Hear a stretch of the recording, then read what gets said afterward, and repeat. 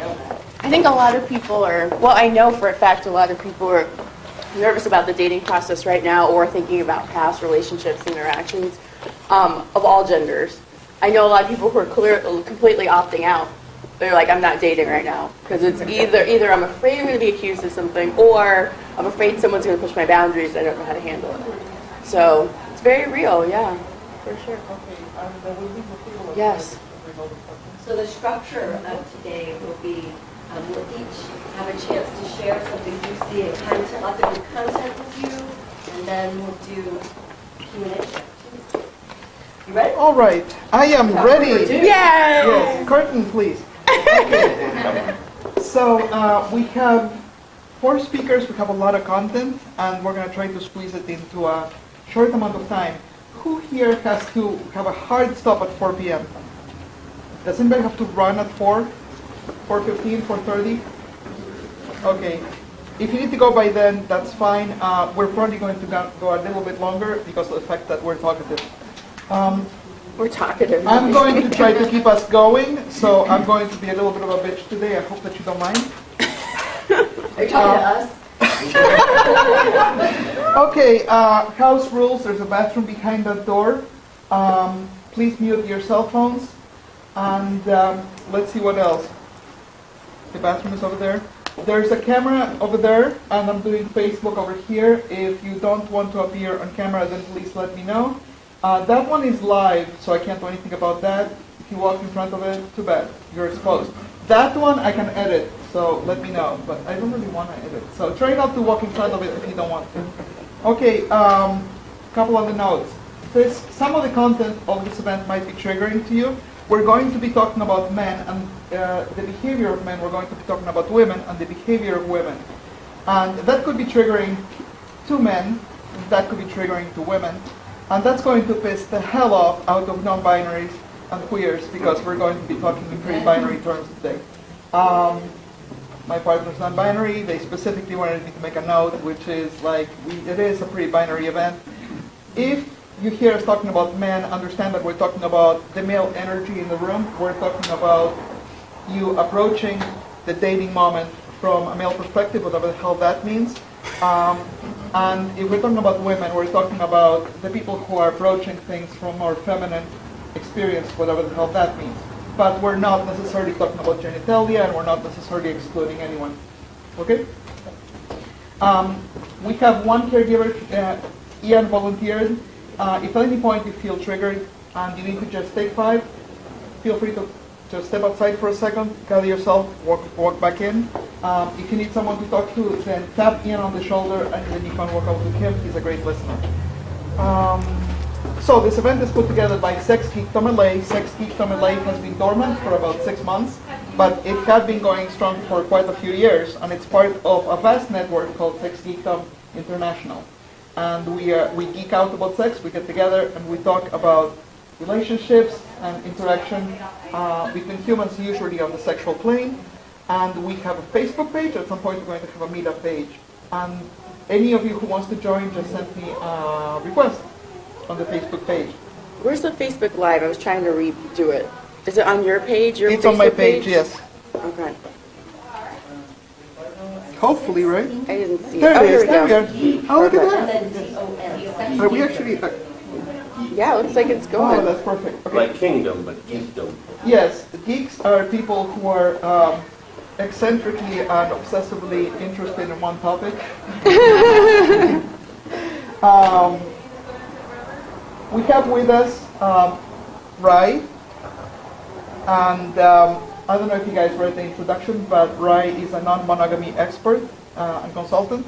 We have Jean Franzblau, who runs the Cuddle Sanctuary and Sexual Esteem with Jean. We have myself, I run Sex Geekdom LA. Hello. Hi. And incidentally, I am looking for backup, so if any of you wants to come and play in Sex Geekdom in any kind of volunteer or leadership capacity, then please come see me. And of course, we have Erin Tillman, the dating advice girl, who is our guest of honor because we are mostly here to announce the upcoming launch of her book. Oh, yay, I'm so tired. Thank you. So tired. Thank you. Thanks. And Erin is extremely excited, tired, exhausted, sick of it. I mean, excited All the things. All the things. about this upcoming book, which is very needful in society. I don't know if you guys heard, but there's a little bit of a thing about consent lately. So I'm going to be trying to move you along at a slightly brisk pace, but at the same time allow all the voices to be heard. If you have something really important that you need to ask it, but in general what we're going to do is we're going to talk and we're going to do things, and then we're going to break, and then the second part of the event is going to be Q&A, it's going to be discussion, it's going to be a lot more interactive. So that's a really polite way of saying, first hour, shut the hell up now. So to set the stage, I was heading for the Women's March, and I was in the red line. There was a space next to me, and people were coming in and out. And a couple in their early 60s walked in. The lady sat a little bit further in the back, but the gentleman sat next to me because there was a great spot next to me. So he sat next to me, and it was only a matter of time before we got to talking. And of course, we're talking about consent, we're talking about METOO. We talked a lot about Trump. And then I centered intentionally the conversation a little bit more towards METOO and towards the Aziz Ansari incident specifically, not because I have it in for Aziz, I think he's a great comedian, but because I thought it was a really interesting touch point for conversation about the misalignments between men and women in the dating scene. And so that was pretty good. And so then he lowers his voice and he leans over to me and he says, all right, but between you and me, she's in his apartment, it's late at night, and she's naked. What is he supposed to think? And so I resist the urge to choke him, because he's one of the good guys, right? He's going to the march. He's making himself vulnerable and telling me what he really thinks, which I think is really healthy. And I think that's one part where we struggle a little bit. In fact, that everybody's so tensed up that we're not allowed to have these kind of conversations. But I'm trying to impart to him in the next 5 minutes or whatever we have on the train a shitload of knowledge. So the first thing that I say is like, all right, have you ever been like 8 or 9 or 10 and you go to a friend's house and you run into the kitchen and there's this awesome chocolate cake or some kind of cake in the kitchen? Have you ever had something like that happen? Or cookies or whatever it is? Yes. And if you've been brought up with manners, what do you think you're supposed to think about this cake or this bowl of cookies or whatever? Are you supposed to just dig in? And he said, no, I would ask the lady of the house. I'm like, so you knew this at 8 or 9 or 10. Same principle applies with the naked lady in your apartment.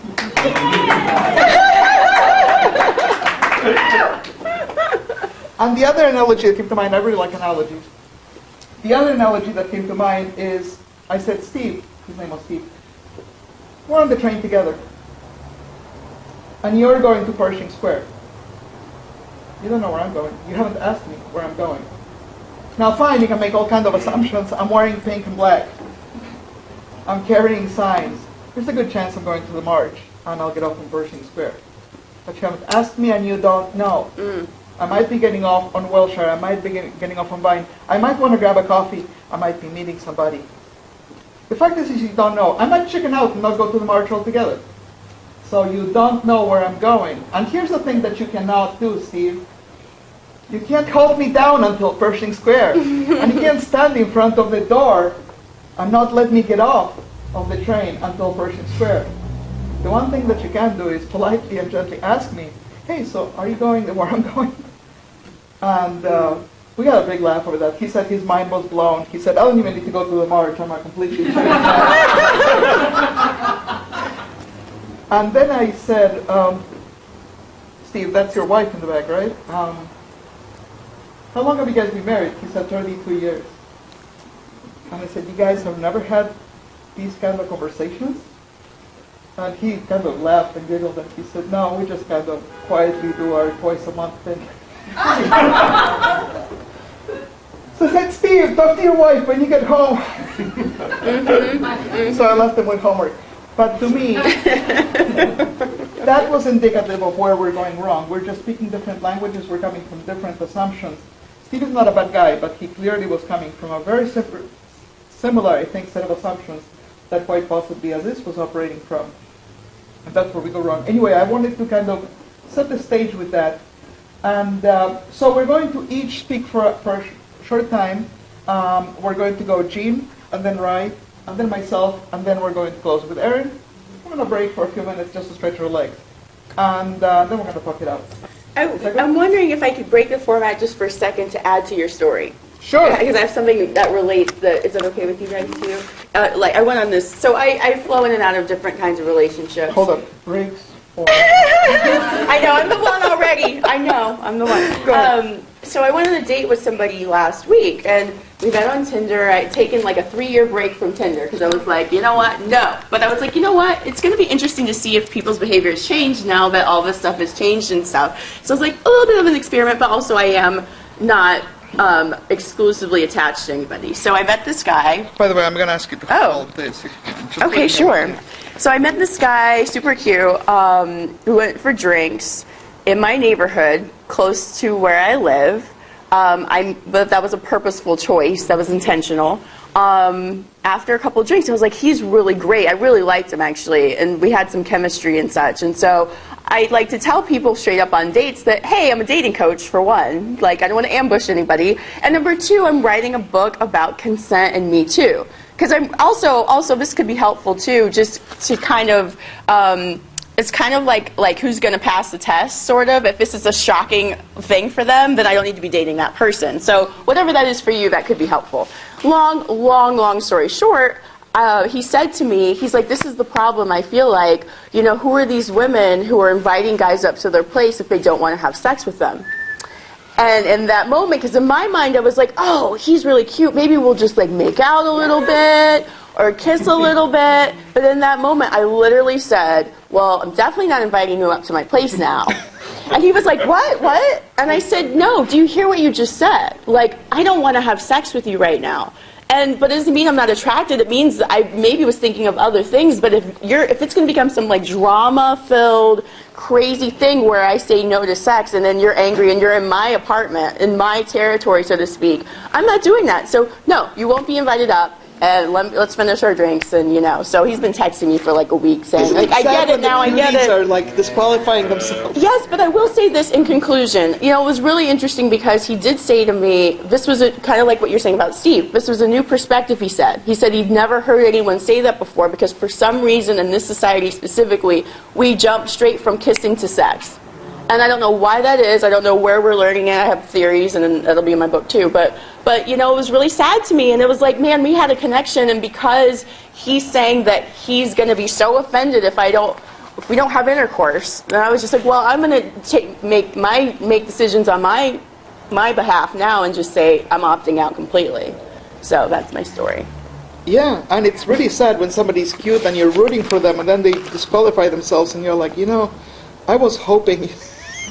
I know. It was really upsetting. I mean, just in conclusion, he's still texting, and I liked the fact that he was trying to learn and kind of understand. Because I also feel like with this, you know, everyone has to go with what's comfortable for them, but I feel like sometimes it's like, well, that person got one shot and there's no room for learning. And I was like, you know what? Maybe there is room for learning. It felt like he was receptive.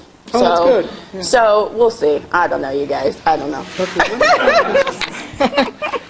Okay, so this one's connected to that. So if you can, maybe you can clip this, but I can. cool. Okay. Am I starting?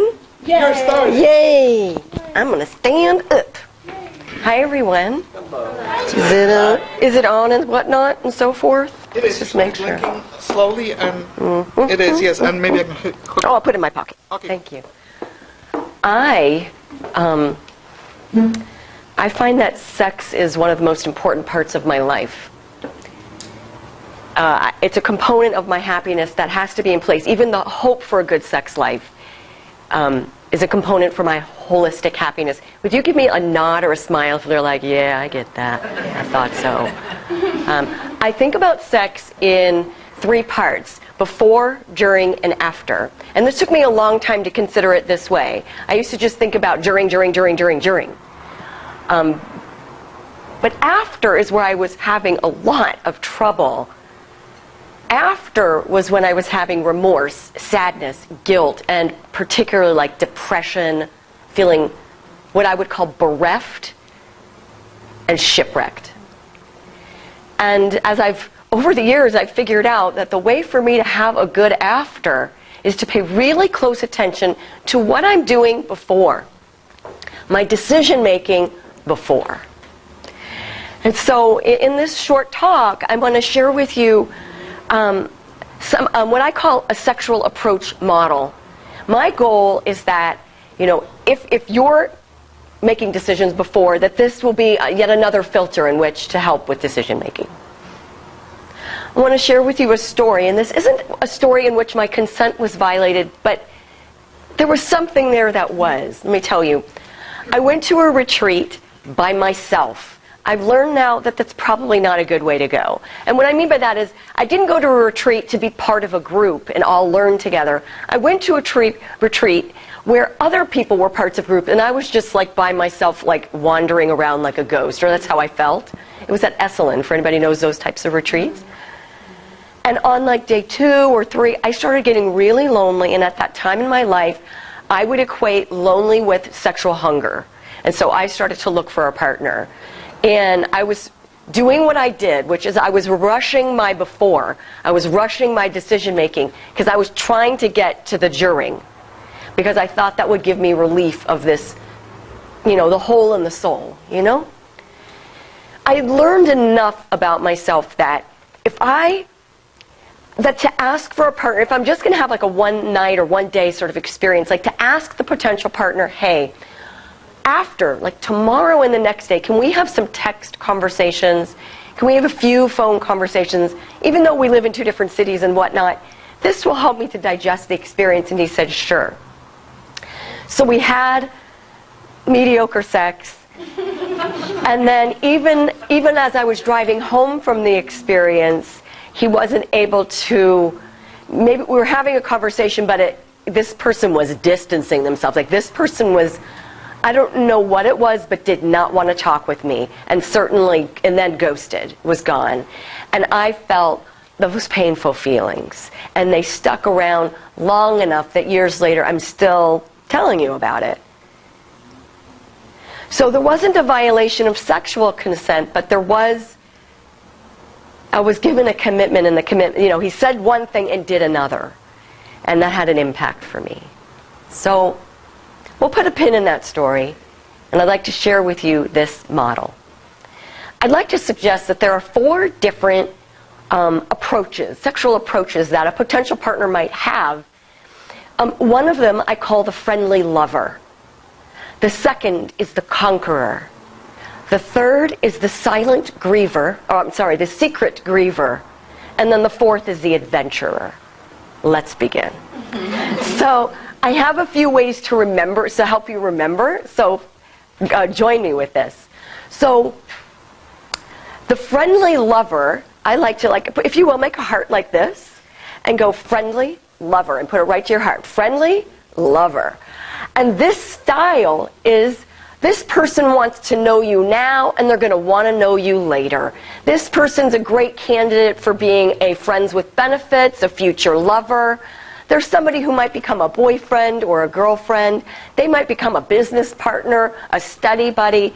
But this person certainly wants to know you and your humanity after the sex is over. If you have been a friendly lover, or know somebody who probably is, or have been with one, will you please put your hearts in the air? Okay, so look around. This one's pretty familiar and common and wonderful, yeah? Now you'll notice I'm wearing this t-shirt. Last week I was at the Wizarding World of Harry Potter, and I was thinking about these sexual approaches, because that's what I do, because that's me. And I was thinking about which of the 4 houses goes along with this style. And what would you guess is the friendly lover? Gryffindor. I think it's Gryffindor, because Hermione and Harry and Ron, they stick through it year after year, thick and thin. I agree. So Gryffindor, think of it that way. Let's move on to the conqueror, another really common one. The conqueror uses strategy, because they have a purpose, and their purpose is to achieve and to win. Now the gesture that goes with this one, you can take your left hand and hold a flag, conqueror. Join me with that. Conqueror. They're planting their flag in the ground, and that flag is you. And I would say that winning, or maybe achieving the sex act that they want to achieve, that they have in their mind, is more important than connection. Now here's the tough part. Beyond that, there's a darker side to it, which is sometimes a conqueror, in order to achieve their goal of winning, may cheat or lie. Which Harry Potter house? Slytherin. Now, Everybody knows. now, if there's somebody here who is not familiar with the Harry Potter stories, I have 7 books and 8 movies to recommend to you. Let's move. Okay, so Reference materials. So yes. So if you have been or have been with or know somebody who you think has been a conqueror, please take your left flag-wielding fist and put it in the air. And if you take a look around, we've seen this, we're familiar with this. In fact, hashtag #METOO. The third one is near and dear to my heart because it's the one that I've been for many years. And I still need to be very mindful of this one because it comes up. And I call it the secret griever. The gesture is secret griever. Take your indexes, put them under your eyes, and these are secret griever tears. All right. The secret griever is working out painful emotional and psychological issues through their romantic and sexual experiences. And the reason that I call it secret is because sometimes it's a secret to themselves. So I will speak for myself. I didn't know. I just thought pain and crying was just part of the sexual experience through my 20s and 30s. And so rather than explain it any further, I'd like to demonstrate it for you as if I was in college.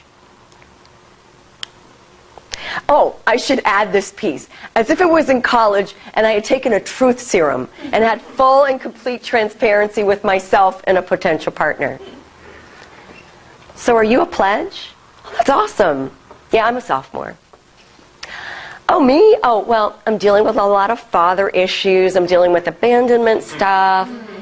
It's like he was there, but he wasn't there. You know what I mean? Hey, I have an idea for you. If you're open to it, how about you and I have sex tonight?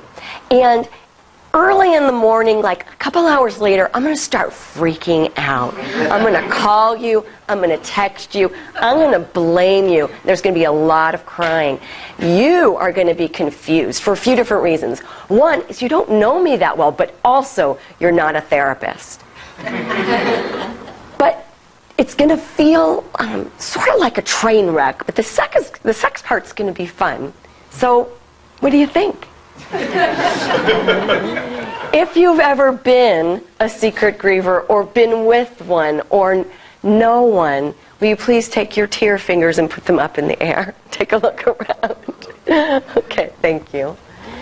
And now we're at the final one, the fourth one, which is pretty rare in this country. And yet I have a feeling there are more people who fit into this category right in this room than the general population, by merit of your sitting here. I call it the adventurer. The adventurer is the person who wants to have lots of different sexual experiences but is transparent about it. They will tell you what they're looking for, and then they're going to geek them out. They're going to geek out about relationship styles to make sure that their style's in sync with yours. They're going to be very transparent about where they stand and other partners they have. They're going to talk about STIs or sexually transmitted infections, even though some people consider that not very sexy talk before sex, but they demand it. And they'll go to communications classes. They'll talk about consent. They love this stuff. And they want to make sure that whoever they partner with will leave the experience better than they walked into it. And they're looking for win-win sexual experiences. And they'll walk away themselves if it's not right. They will not be pressured into a sexual experience that they won't enjoy thinking about later. So the gesture is a surfer, if you'll join me. So this is the adventurer. All right, like that. And now, if you are an adventurer, you've been with an adventurer, you know an adventurer, hang 10. Thank you so much. Okay. Wait, what house are we? So, I should have... So the adventurer, I believe, is Ravenclaw because they are nerdy and studious. Would you agree that that sort of fit? So which one is the one before, which is the Secret Griever, Hufflepuff? Now the reason I consider the Secret Griever Hufflepuff is because I'm sensitive. And I believe that Secret Grievers have deep sensitivity. Not like every Hufflepuff is one, though. But I'm just saying. Okay. So that was a lot of information. How do you think you can use it? Any ideas? How could this be useful? My hope, did you have a thought? Yeah, you're welcome to. Please do. I muzzled them all. Yeah, we have to unmuzzle them. Unmuzzle them, and then we'll remuzzle. It's a beautiful basis for relating, for awareness, to really dialogue with a potential playmate. You know, here is things, here's some tendencies, here's what I heard about. What's your tendency? Just to put things on the table. It's part of creating, you know, awareness, connection. Other thoughts? Yeah. Well, it's a model for understanding, isn't it? So you've set aside some, you've defined some tendencies and characteristics, and you've got a model now, and people can say, well, I'm one of them as opposed to one of them. Although people might be more than one. I agree. There can be a friendly lover who's certainly also an adventurer, right? Let's go back to the sad story I shared with you. You know, my experience at Esalen, having this mediocre sex and a lot of heart pain after. Which style was I demonstrating? I was being a secret griever. I was really looking for sex when I was actually needing something else. I was creating some drama for myself. And which style was he demonstrating? He was being the conqueror. He probably didn't realize it, but given that he said one thing in terms of a commitment and did something else, I consider that a cheat. Yeah? That wound up hurting. This is a really tough combination, is a conqueror and a secret griever, and I think they find each other a lot. My hope is that any secret griever listening or watching begins to get their spidey sense a little more attuned to who is a conqueror. This is my picker. You have one too. This is how I choose a lover. May I see your... What? This is the sorting hat. May I see your pickers? Oh, yours is particularly lovely. My hope is that we all can walk away from this day with stronger pickers. Oh, not stronger peckers. That's a different class. First, but I'm not used to it. And so, thank you very much. That's the end of my chat. May your love life be wonderful, and may your pickers be strong. Thank you.